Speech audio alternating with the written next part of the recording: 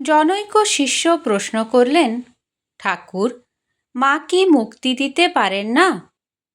ঠাকুর বললেন, হ্যাঁ, দিতে পারেন, তবে তা শ্রী গুরুর ইঙ্গিতে, অনুমতিতে। তাই বলছি, চাবিকাঠি শ্রী গুরুর হাতে। তিনি দিতে বললে মা দেবেন, নইলে দেবেন না। গুরুর আজ্ঞা ব্যতীত মা জ্ঞান বা মুক্তি দিতে পারেন না।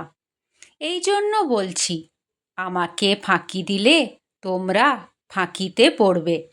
আমি তোমাদের ফাঁকি না দেখলেও আমার মধ্যে যে অন্তর্যামী গুরু আছেন, তিনি সব দেখছেন। ফল দেওয়ার সময় তিনি দেখে দেখে ফল দেবেন।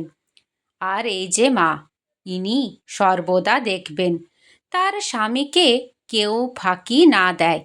ফাঁকি দিলে সে ফাঁকি ধরিয়ে দেবে, আর স্বামীর ভাণ্ডার যাতে রক্ষা হয় তার চেষ্টা করবে।